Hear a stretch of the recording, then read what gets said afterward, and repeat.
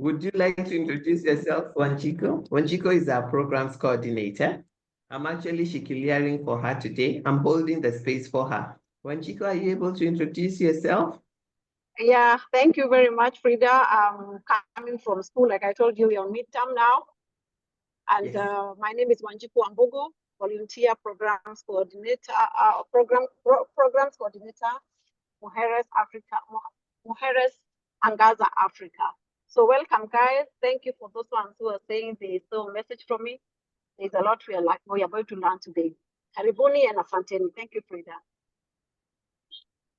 Thank you very much, Wanjiko. Wanjiko is the founder of Nyali Capital in Mombasa. So if you're looking for money, that is somebody that you need to know. She's very humble. He didn't tell you, but I'm telling you, I'll see her behind that tent.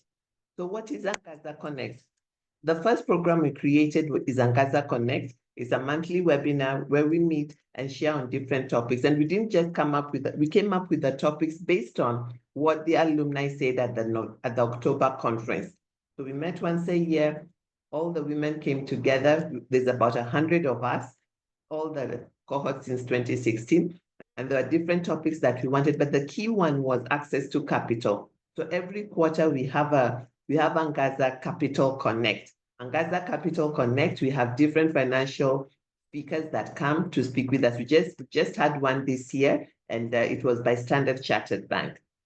So we connect women leaders and entrepreneurs across Africa. We've started in Kenya, but because we know that the African story cannot be told only by one country, we are looking out, we are looking up, we are looking to expand to bring this light to Africa. Monthly sessions featuring expert speakers. Like today, we have Nadia, who will be sharing with us on how to crack AfCFTA. I know that people already exporting to the EU market, to the Middle East. So why not Africa? And how do you get into Africa? So we are going to hear that today. So these sessions are designed to empower you to grow personally and professionally. So in a nutshell, that is who we are. The way we run, we have the opening and welcome, which I have done, networking and icebreaker, connect with fellow participants. I'd like you to, if you're not shy, you can open your microphone and let us know. When you hear AfCFTA or when you hear exporting in Africa, what comes to mind? You can share your word in the chat. I was going to do a Menti, but running around, I wasn't able to get to it. So just let us know in the chat one word that comes to mind when you think of AfCFTA or when you think of exporting. Then we're going to have Nadia speak with us, and then we'll have a question and answer, and then we're going to close and have what is next, right? So that's the brief of it. And then this is the announcement finally. So right now I'm going to check in the chat and see screen sharing has stopped. Yes. And see what is your one word. Thank you very much, Shafi, for sharing your contact. What is your one word when you think of AfCFTA, when you hear AfCFTA, or when you think of exporting? All right. I received the info from Strathmore cohort 3. Fantastic. Thank you so much for sharing with Strathmore. One word that comes to mind when you hear exporting or when you hear AfCFTA. As you put your words in the chat, I'll briefly share with you who Nadia is. Nadia is a friend. I met her along the work that we do when I was the president of Organization of Women in International Trade, and we had a partnership with ITC to run a masterclass in Cape Town on this same AfCFTA. The interesting thing is that Nadia and we met I can't remember exactly where we met the first time, and then we said, let's have coffee. Remember, Nadia, when we had coffee at that cafe, and we started saying, not another panel. We don't want another panel. Women are tired of panels. What can we do that will help women? Then we came up with this masterclass format, and we shared it with ITC. And till today, ITC does sideline masterclasses on the sidelines of different events. And I'm sure our name is not there, but now you know where those masterclasses came from, Frida and Nadia, all right? So we didn't patent it or anything. We are just, for us, it is important that SMEs benefit, SMEs grow. We liked it because it had different sessions, and Nadia is about variety. Nadia doesn't like boring things. Even right now, we have another summit, and she was already telling me, are we going to do fishbowl? Are we going to do what? I said, Nadia, stop. I just want to see the end of the summit. Stop, stop, stop. But here we go. Let me tell you a little bit about her to give you some context. She's a wonderful lady. And she's a Nairobi-based policy economist with 15 years of experience managing economic research, as well as evidence-based policy design and decision-making in various contexts, with a focus on inclusive trade and regional integration. She is currently the managing director at Vanguard Economics Kenya and manages the trade and export portfolio at Vanguard Economics Global, focused on economic consulting, serving public and private sectors. As a trade policy expert at the Africa Trade Policy Center of the United Nations Economic Commission for Africa. She supported the inclusive negotiation and implementation of the AfCFTA agreement. So she was part of this whole thing that we can't even pronounce, all right? So I'm really honored to have her. We're extremely humbled. So I'm really excited. She also manages the CBI Access to Finance pillar of the Dutch-funded Women's Economic Empowerment Program in Kenya, working with several financial institutions on piloting a new approach to lending to women in export value chains. Nadia is a member of WTO Gender Research Hub and has published research and policy-related articles, including an access to trade finance and cross-border payments for SMEs. Nadia holds a Master of International Affairs from Columbia University and a Bachelor of Arts honors from McGill University. All right. So, okay, I'm reading another message she sent me. She's very generous, by the way. If you know generous people, if you're working on something and she knows how to do it, or she has an idea, or she has a contact, she will send you a message. So just be ready for that. I've learned how to be generous and open-minded just working with Nadia. You are in for an exciting time. Put in your one words in the chat as I welcome Nadia. Nadia, somebody says when they hear exporting, they hear opportunity, they hear market access, they hear integration. Tell us, what is it all about so we can stop guessing? You're welcome. No, thank you so much, Frida, and thank you for the kind words. It's really a pleasure to be here with all of you. And I hope we can have a good discussion about the implications of the AfCFTA, and definitely opportunity, market access, integration are all the key elements. I've also seen that many of you are perhaps in transport and logistics, so maybe we can talk about that a little bit more. I'll start off with my slides, but you know, hopefully we'll be able to also have a discussion, or I can give you more insight in specific sectors or areas. I'm just trying to request for permission to share my screen. Granted. Sorry about that. Great. Granted. Perfect. No, that's all right. Now I hope my slides will move. Okay. And they're coming up, and there they are. You've moved too fast. You're on slide 2. That's fine. That's good. Where Slide you want 1 to was be. Okay. Yes, we were on the cover page, so that's fine. We can get right into it. I'll try to keep it relatively short so that we have time for discussion, but I want to cover really the major areas that are important for all of you, and with a focus on women as well, and where we see SMEs operating. So we'll start with the AfCFTA. Why do we have it?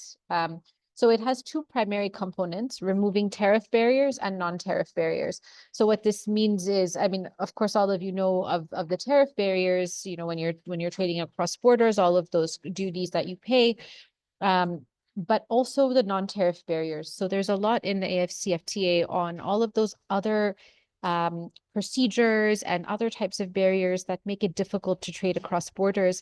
And most of the estimations assume actually, they show that non-tariff barriers can be more costly than tariffs actually when trading. And I'm sure we've all had that experience, those of you who are trying to get in the sector or are in the sector.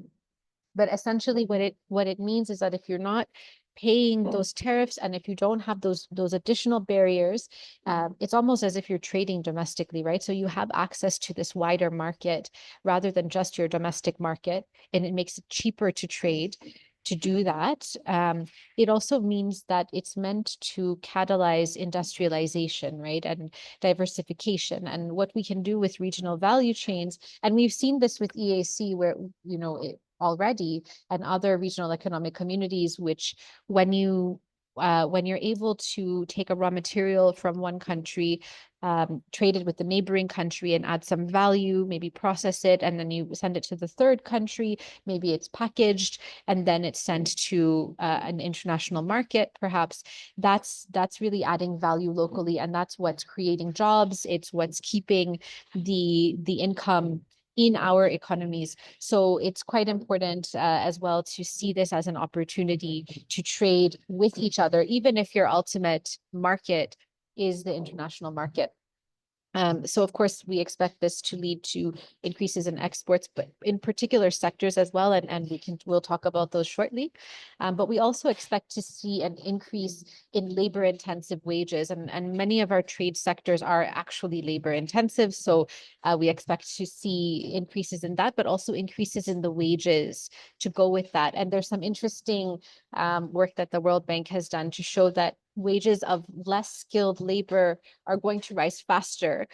So, and of course, many of our employees in those sectors are women. So this could be good news for wages, but of course there are some risks, and we can talk about that as well. It also creates a level of transparency. You know, now everyone is playing by the same rules. There's predictability to it, which of course, you know, in the business environment that we're in, we do suffer from unpredictability, which leads to a reduction in investments or a shy environment for investments. So having more predictability is great. We've all agreed to this. It's the largest free trade area by membership. 54 countries have agreed. And it covers 90% of goods and services in the first segment. So this is really wide reaching, and it's covering most of the things that we trade with each other, in fact. And then we have a second stage that's covering an additional 7%. And then you have a 3% that is really left as exclusions for products and services that might be very critical for, say, national security. But really, we're talking about liberalizing everything, almost everything we trade with each other, and then simplifying those procedures of trade. So the simplification of that trade is also, again, very critical to make it easier to trade across borders. So this obviously creates an incentive for businesses to formalize or participate in the formal economy, to create new businesses. So hopefully we see more entrepreneurship. And as I mentioned, value addition. So keeping more of that value on the continent, and then attracting investment, because now you can access this wider market. So you can scale your business so that you can supply that wider market. Of course, much of our economy relies on trade for food security. So that's something that we expect to be strengthened as well. And a lot of the modeling also shows reduction in poverty. So this is okay. This is the overall view of why this is a good thing. So let me get into a little bit of the details of what you can expect to see. So what is it really? I told you it's 54 countries. What that represents is 1.3 billion people. And the GDP of all of our countries, depending on the statistics you look at, is up to 3.4 trillion US dollars. So that's, again, quite a large market that you're serving. I said it's on 90% of goods and services. Talking about also improvements in trade facilitation and customs cooperation. And I think I've mentioned most of these things, but as you can see, there's quite a number of benefits that's expected. It's not all rosy. There's a lot of work to do to implement it, but at least, as you can see, we've made a lot of progress on the agreements of these areas. So what are these areas in particular? We have the protocol on trade in goods that's looking at removing tariffs, and this is done as progressive elimination. So it's not to say that tariffs will be zero tomorrow. What countries agree is that they propose a schedule. So they say, over the next 5 years, I'm going to reduce my tariff on this product by 5% every year until I get to zero by the 5th year. So each country has made that proposal. And so it's good to go and look at what the proposals are. You can see this on the AfCFTA website, the Secretariat website. And so you'll be able to see, if I trade this product next year, what would be my expected tariff if I'm trading from country A to country B. based on what they've proposed. So that's quite important to know that it's not all happening immediately, but it is happening progressively. Some things will be immediate, so you'll just have to take a look depending on the products that you're trading. And then, as I said, it also includes the removal of non-tariff barriers, like cumbersome customs documents and kind of streamlining those procedures. We also have an AfCFTA certificate of origin now, which can be issued, so that's great. There is also an aspect of these rules of origin, so that is for each type of product that you're trading, what proportion of that product needs to be made in an African country to qualify for this tariff liberalization. So this agreement is really about products and services that originate in Africa, and it can be in multiple African countries, as I said, with the value addition. So this is again product dependent, the percentage which needs to originate in an African country. So the agreement is about the products and the services and their origin. It's not about the ownership of the companies doing that. So you can have foreign companies that come here and produce African-made products, and they can qualify for liberalization. Okay, and then you also have customs cooperation and trade facilitation and transit provisions that are meant to standardize and simplify those across all of our regional economic communities. And then you have the protocol on services. And here it's looking at, again, transparency and looking at some of convergence in the service regulations, mutual recognition of the standards for services, the licensing. So where they can harmonize, they've tried. Where they can't, it's more about mutual recognition. So one country will recognize another country's licensing, for example. And this is also progressive. So this is a liberalization that's done over time. And there are some priority sectors that they're starting with, transport being one of them, for those of you who are in that sector. And then we have what are called the phase 2 protocols, which were the second round of negotiations between the AfCFTA state parties.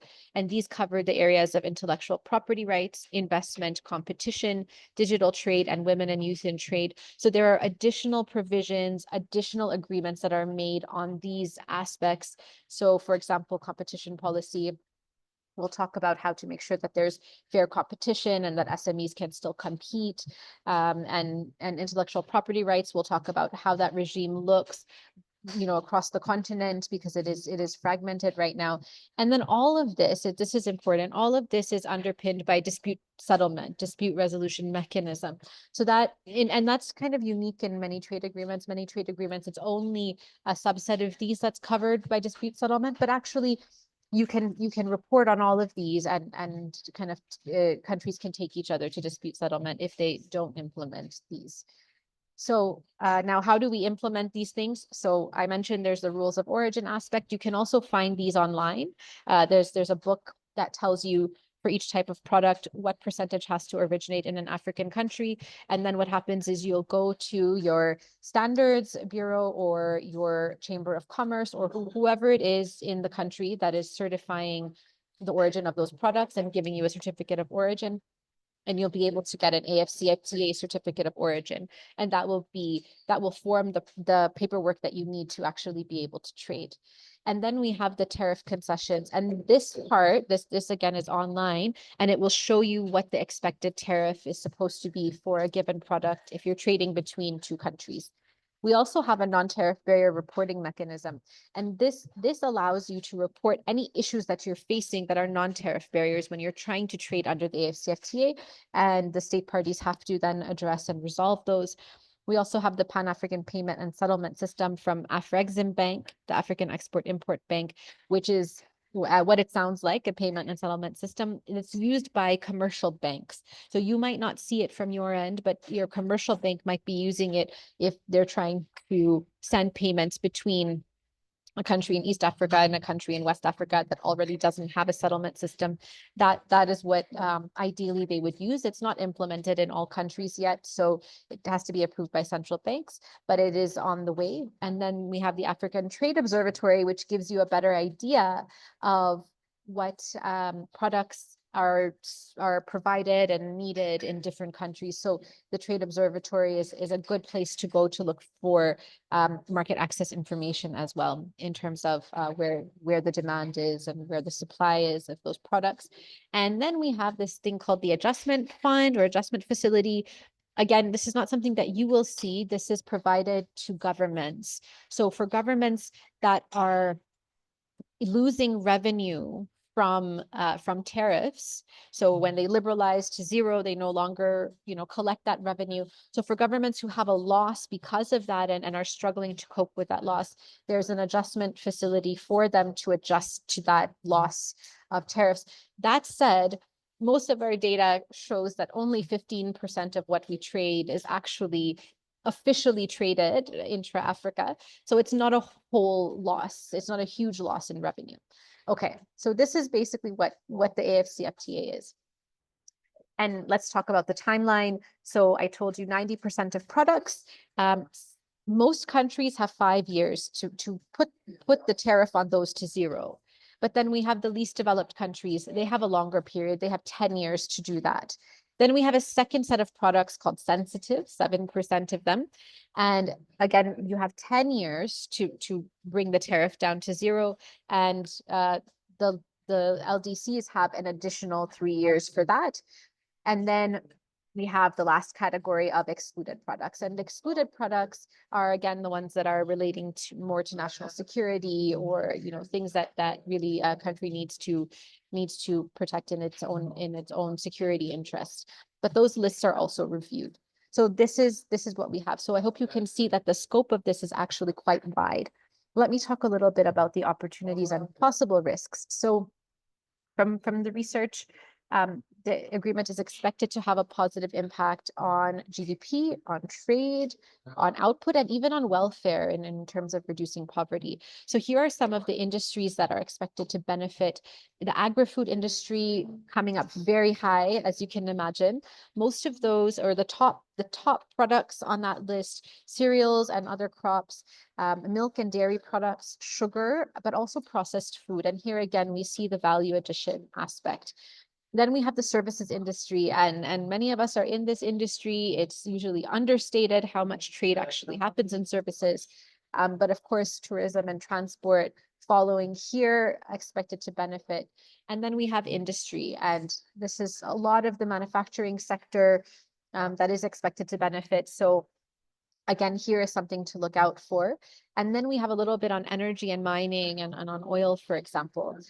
So this is what kind of a very high level overview, but I would encourage you, if you're in a particular sector, please take a closer look at what the results are saying for what's going to happen in your sector, but also in your particular country, because this is all about comparative advantage. So this is really a continental view, but we can look at the country specific.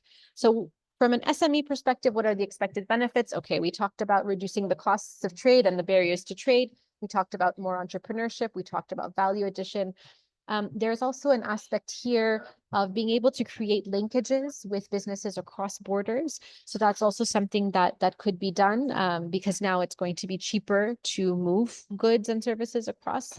And you could also be looking at niche industries as well. Now you're opening up to new markets. You might find that there is another African country that needs something very niche that you produce, and you could really invest in there. Also, job opportunities, of course, in more productive activities, especially for the youth. And of course, we know we have many youth coming up looking in the job market. Also, formalization. And of course, to be able to leverage the benefits of this agreement, you have to be operating formally. But you can also attract more investment this way, right? You can look for investment in a context that says, I now have access to a much wider market than my domestic market. So I can supply much more widely. I need to increase my volumes. I need to improve my standards to be able to do that. So hopefully you can attract investment that way. And also to say that the trading environment has become more predictable and more stable. So that's also a good news for investment. And trading through safer channels, a lot of our small scale cross-border traders can benefit from this by being able to trade through formal channels more easily. So that's great. And kind of reducing some of those non-tariff barriers. There's also the protocol on digital trade I mentioned, so there could be some more predictability on the digital trade regulation regime. You can also use, of course, digital trade to access wider markets, so this could be a good opportunity for that. It's also a good opportunity for public-private dialogue, for the benefits of the associations to really come through, and we can talk more about that. But here, your associations can help you access those wider markets, can help you build those business linkages in other sectors, maybe in other countries, in other markets that you're looking for. So this is also something to look out for, and then to be able to communicate that back to the policy level, that level of policy that is trying to implement the agreement, and so they can implement it as effective as possible. And there are many complementary policies that have gone along with the AfCFTA agreement, and many of them that are relating to SMEs and to women in particular are talking about access to finance or skill upgrading to keep up with the demand for these products and the value addition there, and capacity building. So this is an overall view. I want to tell you a little bit more about the women's side of what's in the agreement. So the agreement does make a specific emphasis on gender equality, inclusive development, MSMEs, women and youth. So really recognizing how critical our segments are to the economy. And there are in the modeling increases in female dominated sectors, in manufacturing, in agriculture, in value addition, in all these areas. So this is good news. And as I mentioned, in labor intensive as well.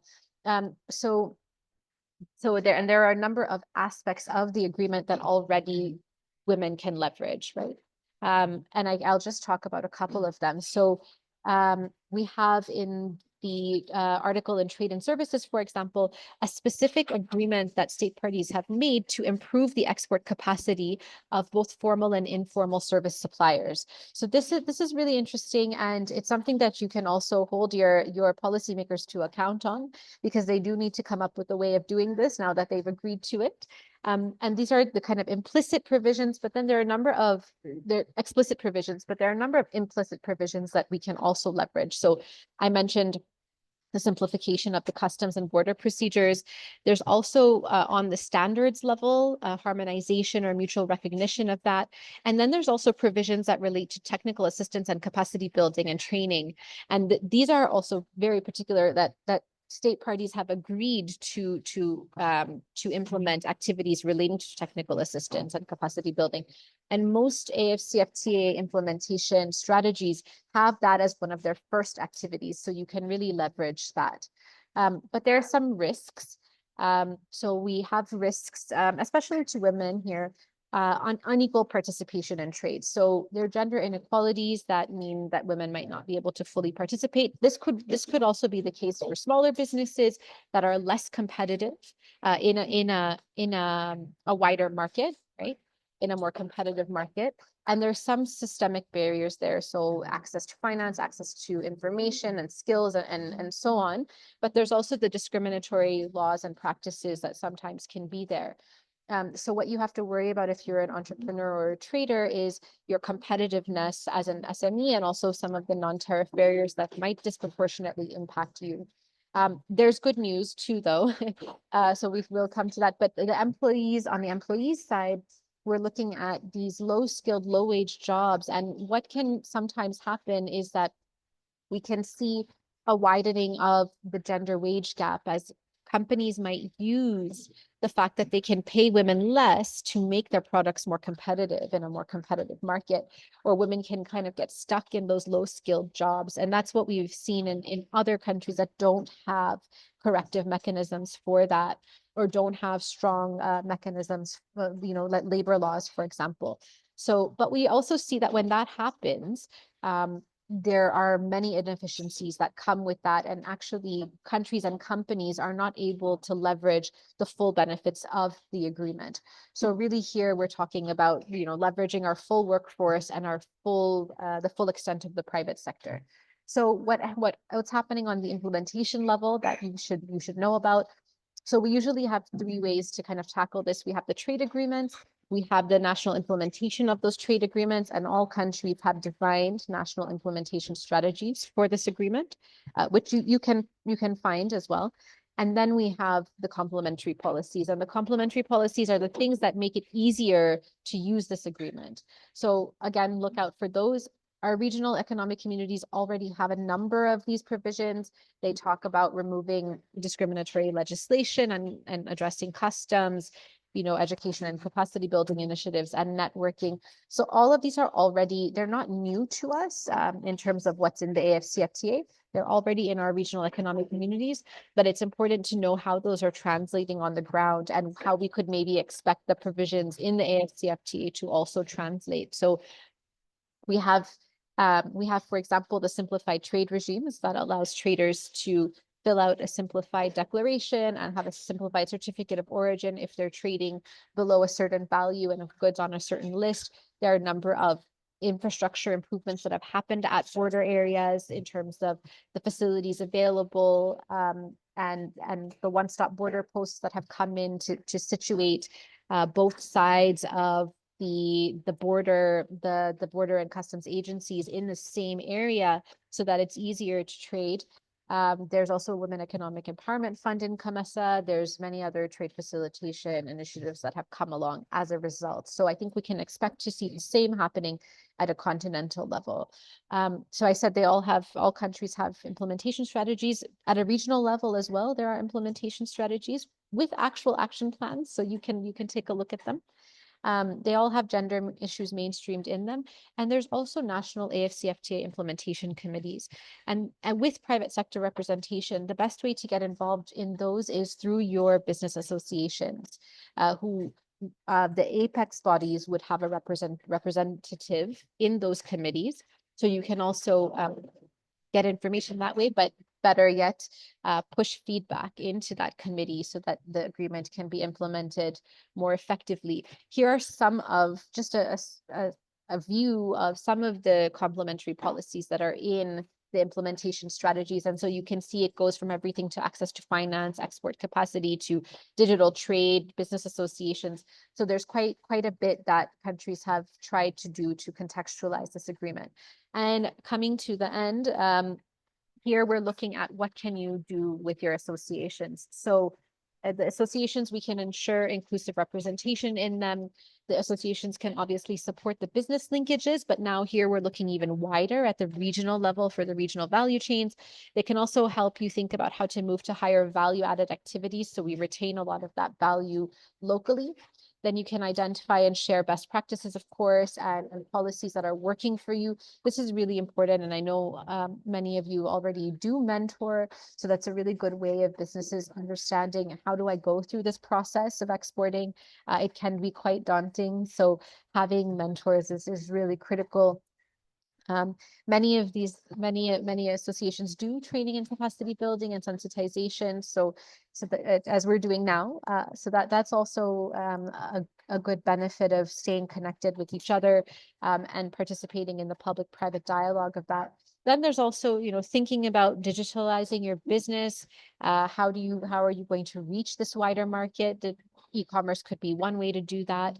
How are you going to connect to investors to think about scaling your business so you can actually serve that wider market? How are you going to communicate that your business is actually competitive in that wider market relative to the other businesses that are now competing?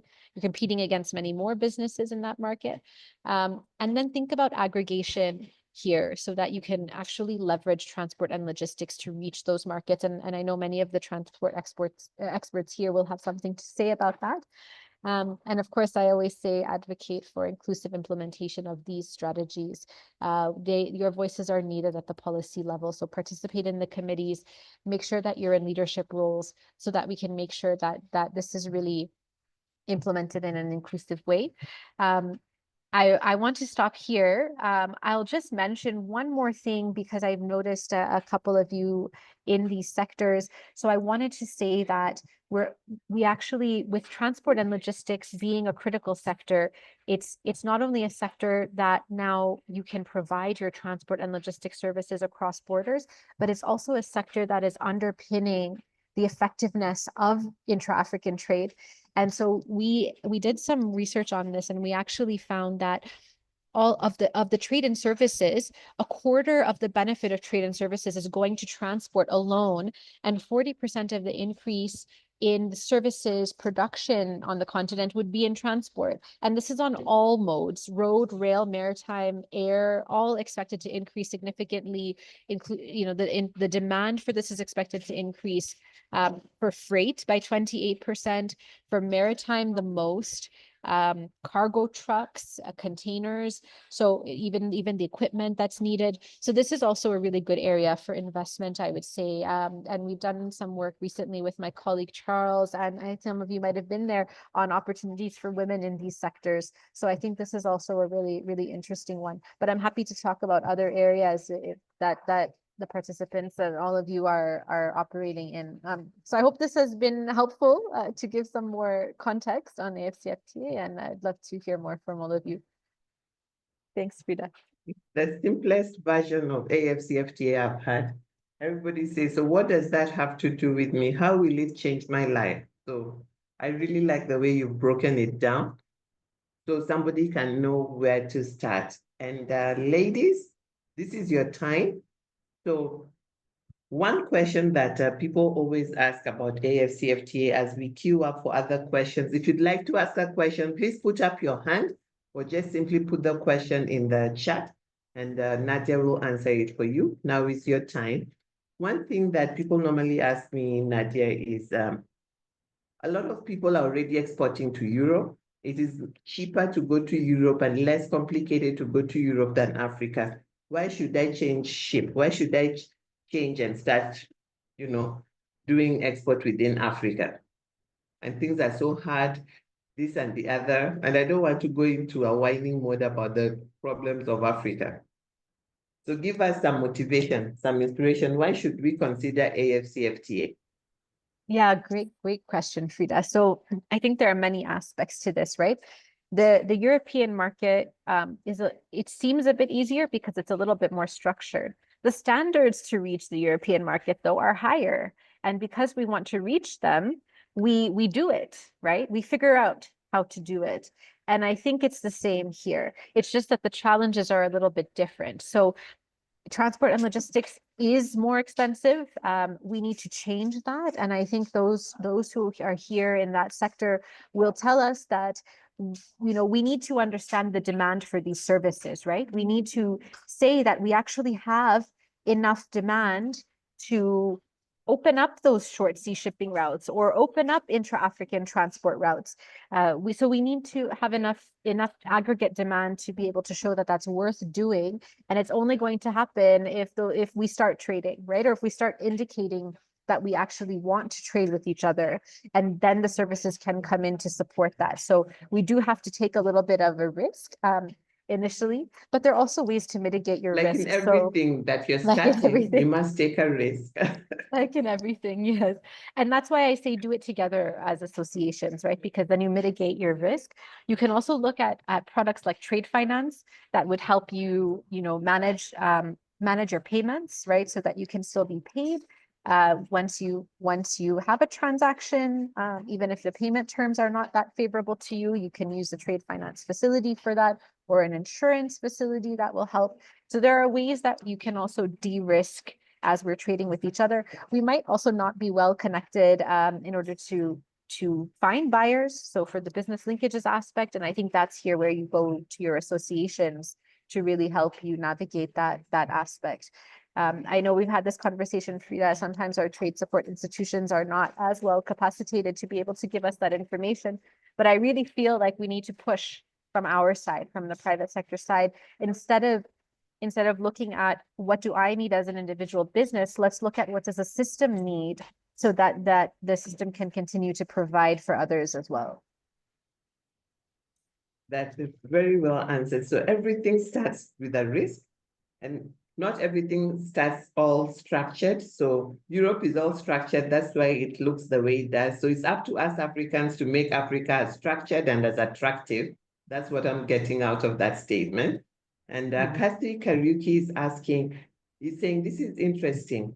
What have you observed as regards association participation in taking an interest in participation with AfCFTA? Has the the trend improved, and what can be done to hasten the uptake? Yeah, great question.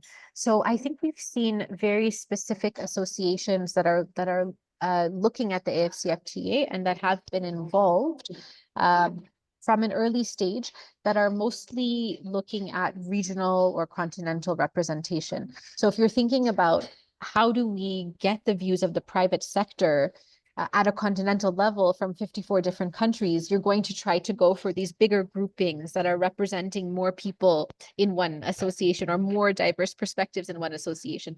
So they tend to be more of the regional associations. Where the national ones come in, though, and really, really critical, is the policies and the strategies that are put in to implement this.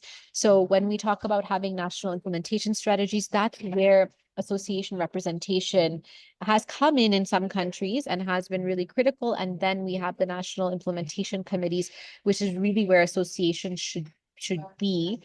And now that's when you're talking at the policy or strategy level. In terms of being able to facilitate members to participate in the AfCFTA, make linkages with other business associations in the target markets of your members, right? So if you know that your members are, involved in particular agricultural sectors, and you know that there's a demand for that, we're often talking about let's send our tea and our coffee from Kenya to West Africa because they don't grow it there. And, and then you have to think about, do they have a taste for that? Is there a demand for that? And that's where, if you have a partnership with another association, there is some kind of relationship there, you can understand what the demand might be like. And can we change the tastes and preferences? Can we, or where is the target for that? Is it the hotels, and how do we get there? So that's one aspect. The other aspect is, again, on the transport and logistics, where I think aggregation is so critical. So as an association, if you're able to say, we have 10 businesses that are trying to, trade herbs or whatever product it is, and they can't fill the container themselves, or it's too expensive to do it one off, or they'll have to ship with a really expensive provider because of that. Aggregate that and actually show to the buyer that you can fulfill that order regularly, because now you've aggregated. This is not news. I think we've known all this, but now we have to orient to do it in the African market. And if you have another partner in that country, the container doesn't have to come back empty, right? It can come back full because your other partner is filling that. And that's where your transport provider will actually want to provide that service, right? So we also have to think a little bit more strategically, I think. I think that is really, I like the aggregation idea. I like the working with associations. And somebody's asking, can you provide some of the associations in Kenya, in East Africa? And while I wait for Nadia to answer hers, of course, my top one is going to be OWIT. OWIT is the Organization of Women in International Trade. It's been around since the 80s in the US, and it's in 26 different cities around the world. And what Nadia is saying has happened practically at OWIT, where we have East meets West, and we have OWIT Kenya and OWIT Nigeria coming together to exchange different goods, to talk about what is good from their country, like the shea butter. They have some oil, they have some fishy, smelly something. So they bring all that, and then the women on this side also share what they have.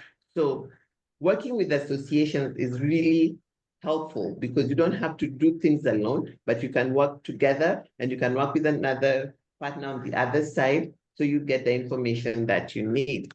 So that's one organization. Nadia, any other organizations that come to mind that you'd like to share? Yeah, and that's going to get me in trouble because there are so many and I can't possibly name all of them. So I will definitely miss out someone. The ones in Kenya. Just go to ChatGPT and look for women associations in Kenya that do exports. So we don't put Nadia into trouble. Well, I think, of course, you have the apex bodies in Kenya, right? So you have the KEPSA, the Chamber, CAM, and you have the sector specific associations.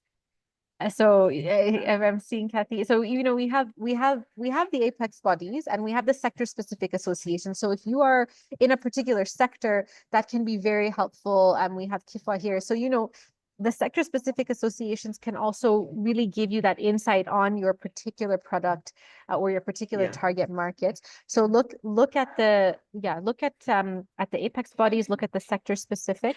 And then, Edna's definitely going to get me in trouble because there are so many in agriculture that it's really hard to I know Frida, you're working with some of them, so maybe you'd want to I'm mention. putting them in the chat. I'm putting them in the Wonderful. chat. Yeah. Wonderful. I think what I would want to mention, oh, there are East Africa wide associations as well. There's the East Africa Business Council, the East Africa Chamber. There's also the Women in Business platform for East Africa. And then I would want to Yeah. mention, and Frida's captured some of the ones that I would have said as well. And I think what I would want to mention also is that with Frida, we're working on a network that is connecting associations that represent women in trade. So it's an umbrella body that we've registered recently called One Voice Women Trade Network. And it's actually the culmination or the start really of a process that has been going on for a couple of years between various women's associations and associations that represent women in trade, knowing that we have so many of them across the country in Kenya.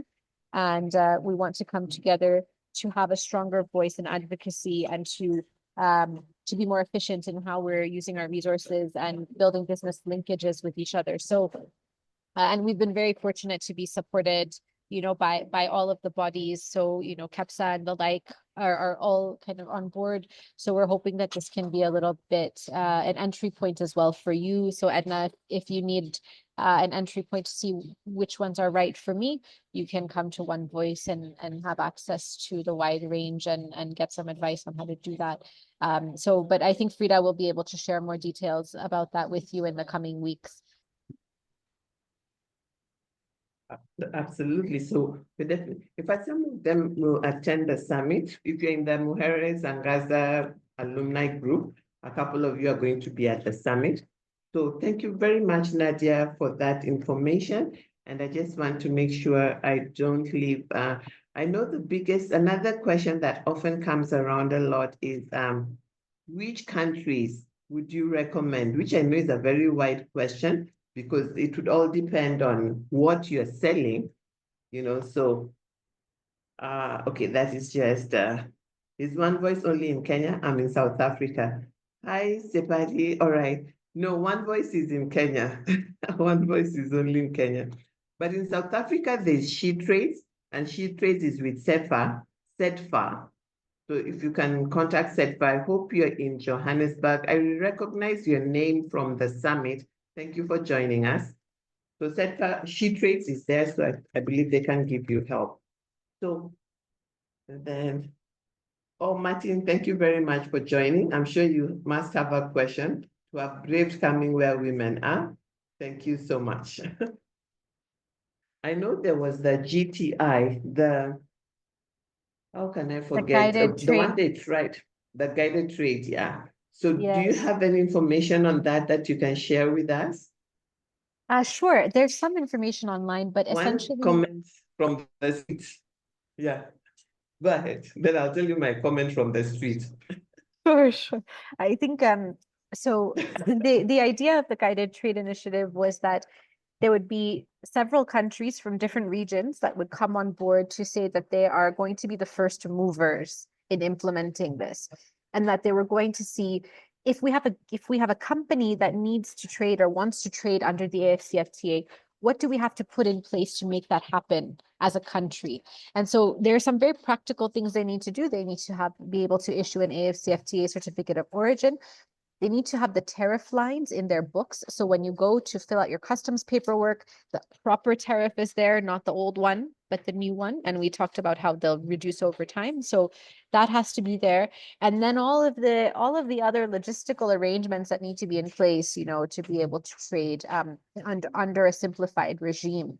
So here it was really about facilitating the trade, making that happen between those countries that were members of GTI and them committing to doing that in a shorter time frame. So the extent to which it has happened is, I think, mixed. The findings are mixed on that. There are some trades that have been able to happen under guided trade. To what extent would it happen for the next company that was not, you know, profiled under that arrangement or could not make a call to make that happen? That remains to be seen. So we'll see it in the longer term, but it's at least a good step that countries have committed to doing that in a shorter time frame. But Frida, what was your feedback? my street. You know, the organizations that were visible in Kenya were Equity Bank, and I think it was the Ketepa. So of course the SMEs were like, it looks like this thing is for the big boys again. So where are we going to fit in? So what would you tell the small boys? Because that's what's word on the street. Oh, this AfCFT that they're cheating us, it's not for the small people, it's for the big people again. Yeah, True or that's false? it's a common concern, and that's also it is a valid concern with something like guided trade, right? Because you've got actors that are committing to do this because the spotlight is on them. And if you have a company that's big enough that can make that phone call, you will see something happen, and that's not really a change in the system then. So there is that concern, but there are also a number of challenges that SMEs have that are not necessarily related to how the customs process happens, right? That it's already difficult for SMEs to trade, difficult from a competitiveness perspective, difficult from a complexity of figuring out the process of doing that and the paperwork involved, difficult from the perspective of the financing to reach that, or the resourcing that you need to be able to do that, finding a buyer, being able to supply the volumes and the values that you need to maintain that buyer. So there's a number of other issues that could come into play. So it's important that we sort of segment them. And then here again, I would say the associations, right? If you have 50 SMEs pushing one issue, that is much more effective than one SME trying to do it compared to a very large company. Their own. And yeah, on their own. And most of us as SMEs, we face similar challenges that we need unlocked. And even if we might face them at different times, or they might come up, they might come up at differently or different times for us. If we're properly connected, we can raise that issue very well. And I think my frustration as a business owner has been, not being as, I think I've not been as dedicated to doing that. And I think that goes maybe for all of us. So I think for me, it's a kind of a call to action to say, okay, if I'm facing this issue, I know others will face it at some point in time or have faced it. And it's much more effective if we were to come together and make a point about that, and safer for us, so that the spotlight is not just on one of us. And that's the thing. And it's like in Africa, we haven't been cultured to do things together. We kind of tend to think I need to do it alone. So and so will copy me. So and so will copy me. But the Chinese copy each other so much, and they're so well off. They're so industrialized that maybe we should borrow a leaf from there. And while we're thinking of that, Martin says, I note that anyone wanting to trade under AfCFTA requires trade facilitation services. Is this something you can shed more light on? Yes, Martin? absolutely. Yeah. So first stop is the government provided trade facilitation option. So there's going to be a number of trade support institutions that are meant to, whose job it is to facilitate. Some of them do charge depending on what you're looking for. So there's usually going to be someone responsible for export promotion, someone responsible for standards and the like. And there's probably many, depending which country you're in, that are responsible for doing this, and sector specific as well. Then on top of that, sometimes associations can provide this type of support depending on your membership model. And then there's also the private consultancies like mine, like Frida's, that provide this kind of trade facilitation support. But it really depends what your need is. And for example, if you need something relating to warehousing, that's one very specialized area. If you need something relating to how do I get my documents in order, that's another kind of area. So it depends on what you're looking for, but there are a number of services out there that you could leverage for that.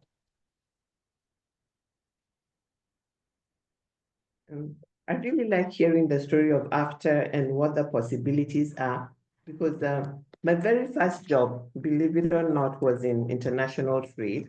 And my very first business was also in international trade.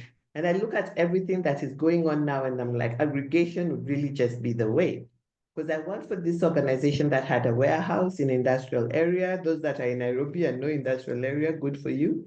And what he did, he of course he had linkages in the US. He was an American. He's passed away now, and he'd go for shows every you know, there were different shows in summer, in fall, spring shows, and he'd get orders, and then he'd come here and he'd get artisans to do different kinds of things like the wood carvings, salad spoons, and stuff like that. And not just one artisan. So he'd have many of them come in and bring them to the warehouse. We'd do the quality control. Then we'd send them to America, Australia, the UK in containers.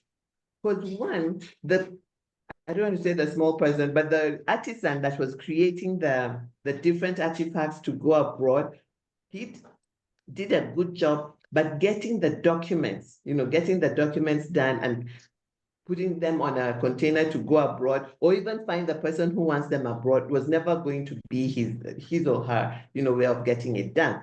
So when I think about that, and I hear you speak about aggregation, I really wish one association, and maybe that should be my legacy project, an association could come up with aggregation, because like an association like it has linkages out of the country, so they can find out when are the fairs, what is required, how can we connect? And now we know, what did you say? There's a guy who's supporting with transports and logistics.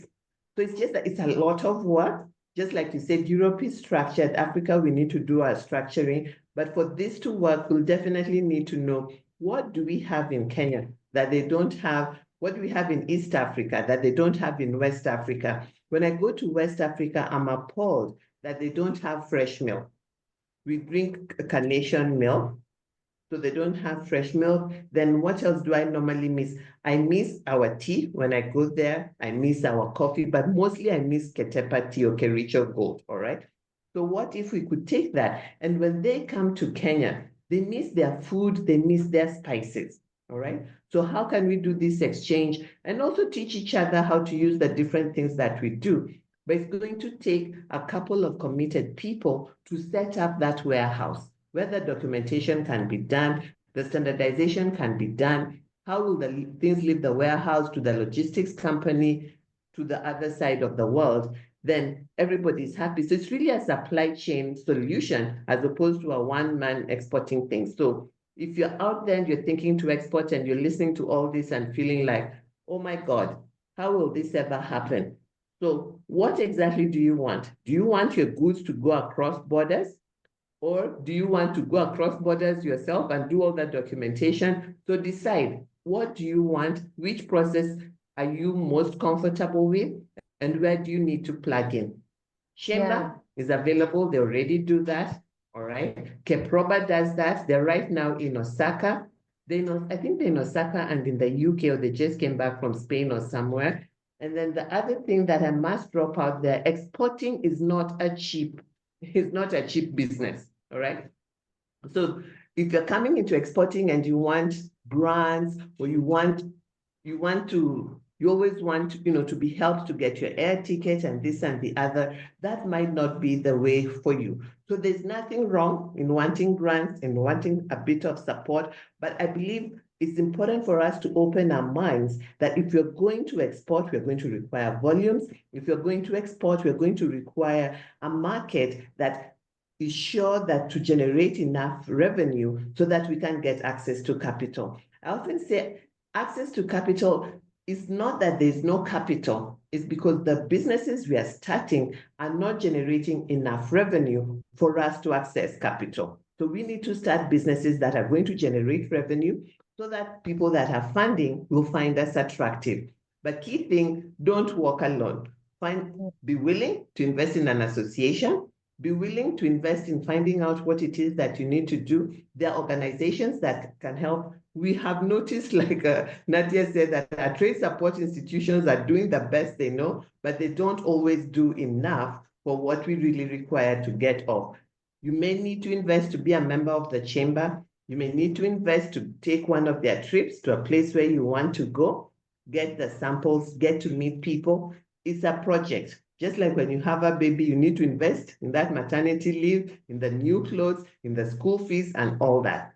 So let's open up our minds. Let's think beyond Kenya, but let's think, how can we do this together so that we can get a bigger bang for our buck?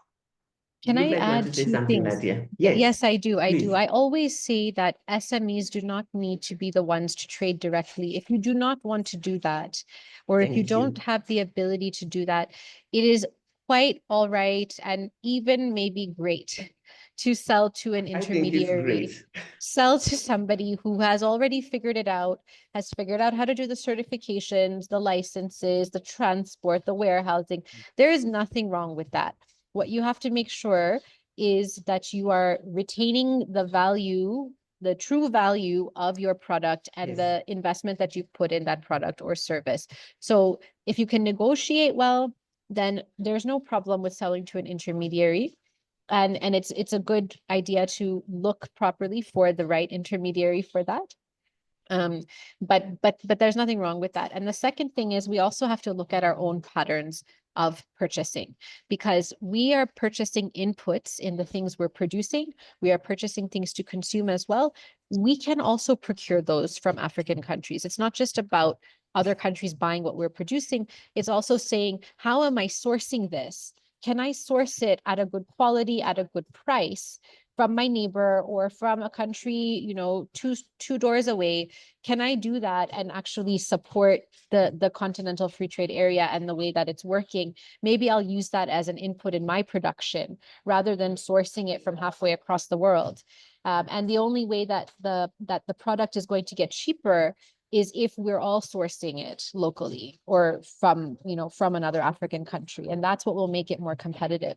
So I would also encourage us to think about our own patterns of consumption and where we're getting our inputs from when we're producing, or our services from. When we're thinking about, I need a digital service, where are we getting that from? Let's look around us. Let's see if we can get that from our neighborhood. I think that's a very good, that's very good advice. And I really like how you say that you don't have to be the one exporting. You can plug into an exporter that already exists. When I used to export, I got tired of products. And that's how I started. I got into services, because I was like, I've done this thing enough. I'm not going to do another quality check on products, walking up and down aisles of many products, standing with buyers and comparing things that are handmade with their desires. I'd rather train people to do this. So when I moved to America, I got more into services than the products. So for me, it was an easier way. So you can choose where you want to play and you can still export. Now, I want to ask Nadia one thing. Women often get upset with me when I say this. I want to hear the professional side. You see, when we carry things in our suitcase, all right? When we carry things, and you know where I'm going, you probably heard me say this when Cape Town.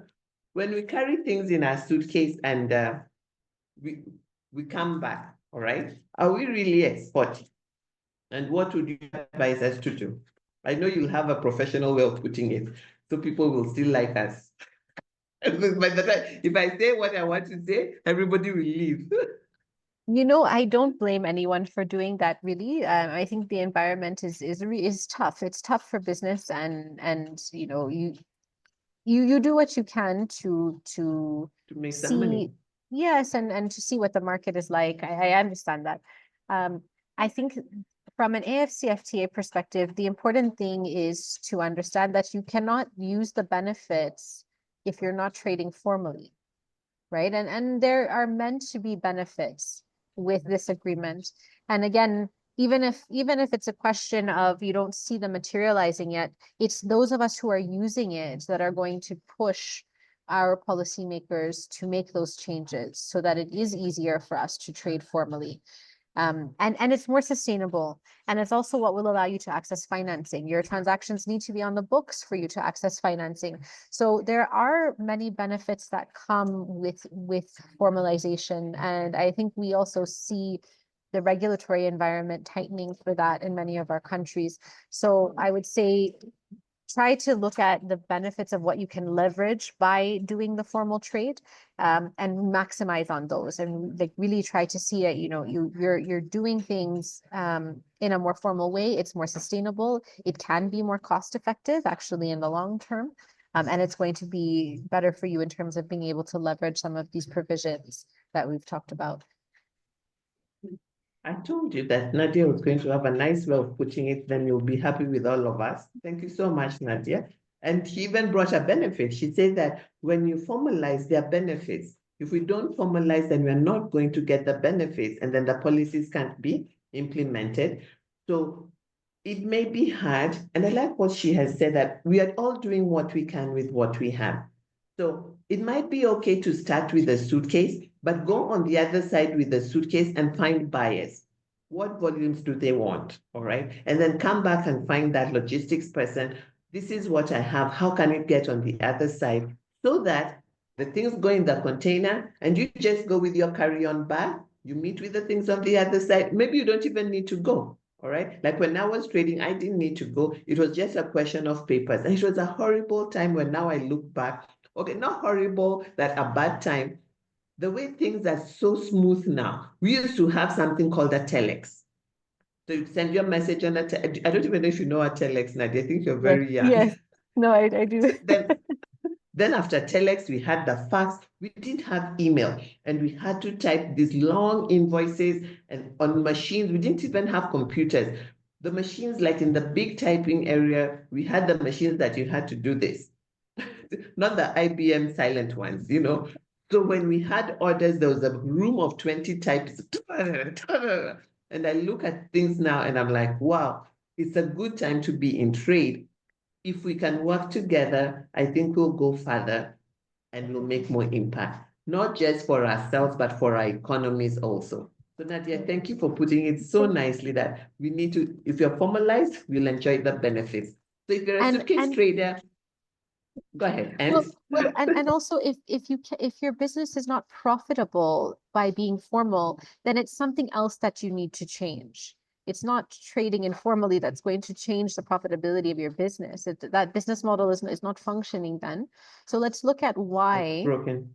Yes. Why is the business not profitable if you're trading formally? And if it's a systemic issue, if it's a policy issue, then let's tackle that one together. If it's a business model issue, then get some advice. Get some advice and some coaching and some mentorship. I like that. If you're not profiting, you need to check the business model. And as we wind up here, I see a question from Martin. What's available for professionals? I guess he's talking about services. This is services trade, yes. So I mentioned services trade is also liberalized or being liberalized. And really what we need for services trade is this kind of mutual recognition or harmonization of the standards and the licenses.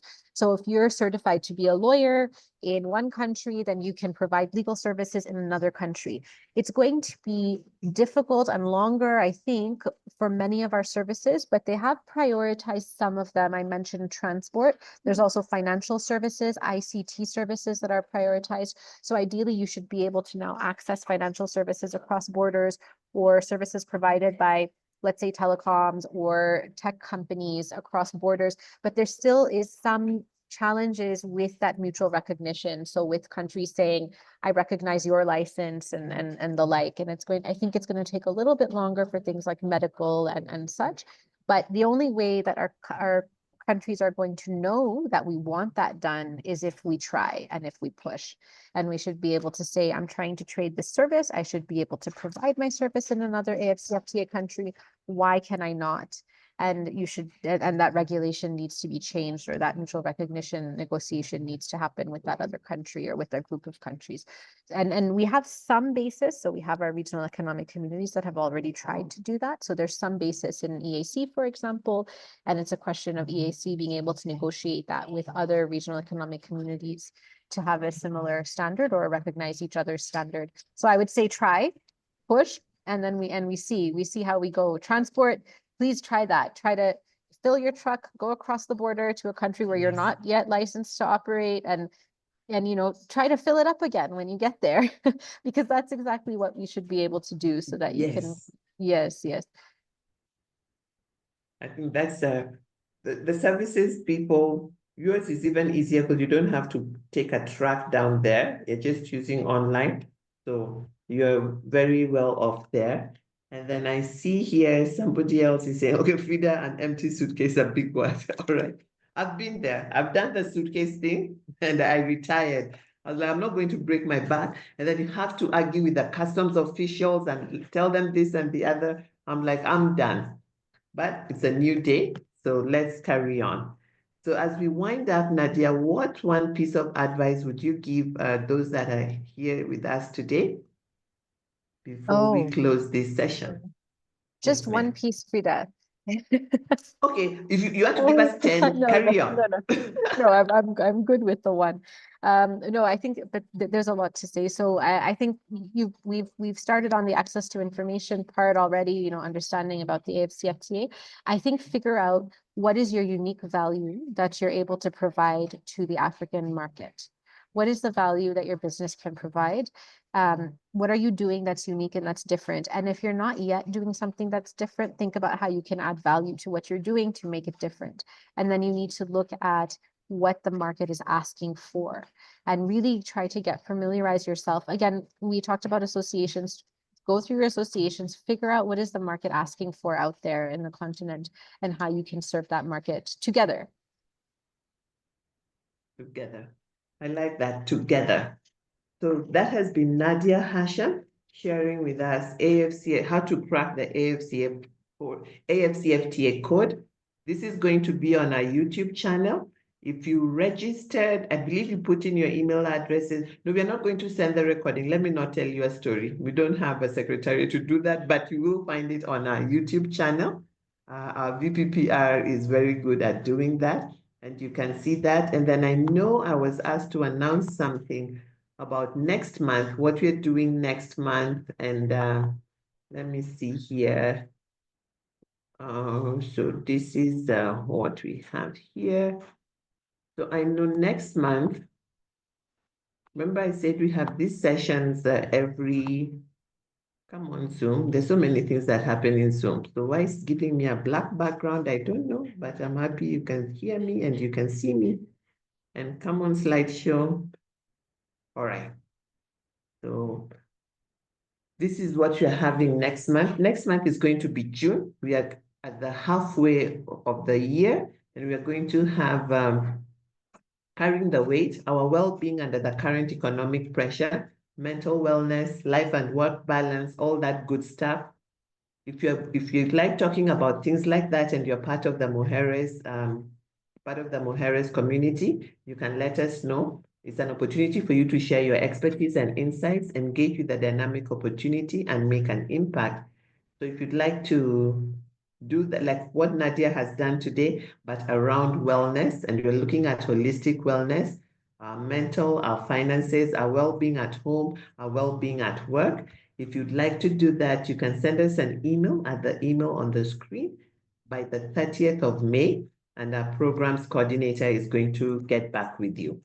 We do have a lot of activities. I don't want to say a lot of activities unfolding. We have what we call the Angaza Hubs, because this is a learning and networking platform. The Angaza Hubs are the sectors that are made up of the women who are part of Mujeres. And what's going to happen is we're going to invite others to join based on those sectors, and we're going to learn together. We'll have peer mentorship, but we'll also have experts and we'll have industry immersions.